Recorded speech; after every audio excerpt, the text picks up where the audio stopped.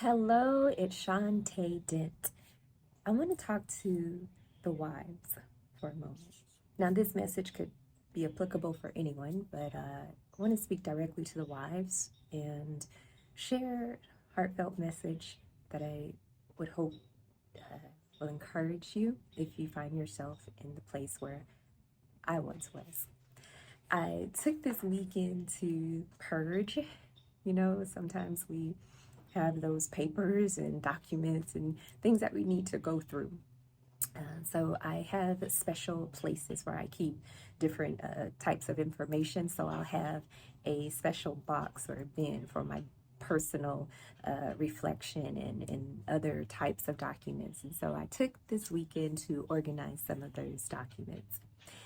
I get a little slowed down because I'll stop and read a lot of what I write. And I share often that I am an avid journaler, and most of my journaling is in an actual journal. But every once in a while, I'll just have that loose leaf paper, scratch paper, just write, just to get it all out. As I was going through a lot of my paperwork, I began to come across writings that caused me to reflect on early years of marriage. If you've read my book, My Lemonade Recipe, Turning Life's Sour Experiences into Something Sweet, you'll recall that I touch on my husband being a huge encourager, solid foundation rock for me during the most difficult time of my life, and how getting married was a beautiful and joyful experience, except I was still working through some things. I knew that it was important to, recover from the aftermath of sexual trauma. And I was, in a good place, but still navigating through that process. I remember a day in particular, and I will never forget this conversation I had with my husband. I was struggling. Truth is, I was struggling. I was struggling from just a lot of emotional issues. And I remember feeling one day let down because I wanted him to make me feel better. I wanted him to say all the right things and do all the right things and help me feel good about myself. Now, I have to give my husband credit. He's an incredible individual. I met him when I was 21 years old, so I've known him for a long time. And he makes my heart smile. He does. So I'm saying all the things about him because this man is so amazing. In this conversation that I had with him, I remember being hurt. I felt let down. I was still dealing with a lot of insecurities. And I remember in the midst of this conversation, I shared with him, as my husband, I want you, or you should say, and I'm, fill in the blanks. But the gist of what I was sharing with him was, I need you to make me feel better. And I remember him in such a loving way responding it and saying, like, basically, I hear what you're saying, Shantae, but if I give that to you, essentially you're giving me the power to take it away. And I thought for a second, no, and no. Yes and no, sort of, kind of, but no. Because I really wanted him to fill a void, an internal void. And here's the deal, it was a void that he could not feel. I was putting this unrealistic expectation on my husband, whom I love dearly and I know loved me dearly. I was putting an unrealistic expectation on him to fill this internal void.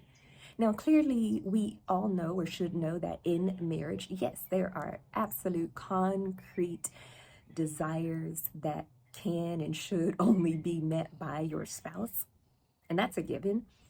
But outside of those parameters, it can be unhealthy. And so I was in this emotionally unhealthy space because I felt like, number one, I knew I had a void. I knew there were still some things I was working through, but I also looked to him to fulfill it. And this was early on in our marriage. So there were a lot of other areas that I was learning and trying to figure out and navigate. But I remember that issue in particular because it was a deeply rooted issue, from childhood sexual trauma to dealing with the aftermath of acquaintance rape. It was a lot. And although I was moving forward, I was still stuck in some areas. And so when my husband responded that way, I felt initially thrown off guard and a little frustrated because it wasn't what I wanted to hear. So you mean to tell me you're not going to feel this internal void and I'm supposed to feel it on my own? What in the world? But he did not take me up on that offer of, oh, my wife has an internal void, and it all had to do with self-esteem and insecurities and self-doubt. It was all in that bundle of issues. So he knew that he could not give that to me. He could compliment me all day long, but he could not give me what I needed to give myself. And as a believer of Christ, I also knew that that had to even come from my confidence in Christ, knowing who I was as a woman of God and allowing that to be my firm foundation. Now, the good news, I made it. I finally got it. It finally clicked, but it didn't happen, overnight. So the message I have to the women, to the wives out there, and again, this can be for anyone, but I'm speaking to the wives because that's what I am. I'm a wife, and that was my journey. That if there are some voids that you're struggling with internally, and be realistic about what you're expecting from your spouse. There are some things, yes, that he should fulfill because that's your husband. Outside of that, there are some areas where you just have to be honest with yourself and say, hey, am I putting unrealistic expectations in place here? And it's not easy, my gosh, and it doesn't feel good. Number one, because it's you being real and honest with yourself, saying, yeah, I have some issues. I need to address these issues. And then going through that journey of building your self-esteem, going through the process of eliminating, self-doubt and really believing in yourself. I remember what that process was like. And there were moments where I really didn't think it was possible.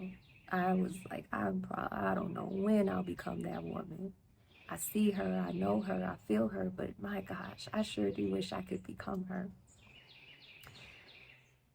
I'm gonna have to continue this video, have a part 2. But for now, if you are a wife setting unrealistic expectations on your husband, I would encourage you to stop and have a moment of self-reflection and be honest with yourself, be vulnerable and say, hey, you know what? That's not a need that he can fulfill. It's not a need that he should fulfill.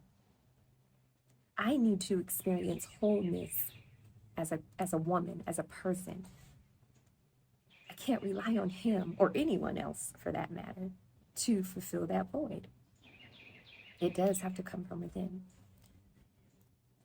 So the journey, it might not feel that great when you're in it, especially at the beginning. But in the end, number one, you have a husband who is even more, like, deeper in love with you. Like, look at my wife, shining, glowing from within. And then you experience this level of empowerment because you don't need external voices or forces to tell you who you are. Because if you heavily rely on the external voices and forces to reaffirm you, if you need all of that to reaffirm you and tell you who you are, the moment those external voices and forces cease, you're left wondering, now who am I again? Because all the people who were telling me are gone, or they stopped saying it. Now I don't know who I am. So don't rely on other people to build you up. Receive compliments. I'm all for it. But in terms of that core inner work, in your heart where you already know you're feeling empty, you're feeling insecure, allow Christ to fill that void with his love and do the work, the necessary work that allows you to overcome self-doubt, to know how to love yourself. Love who you are. Understand your worth, and you experience an empowering life on another level, and you also enrich your marriage. I'm telling you, been there, done that. It works. So do the work, and you'll see the results. It's worth it.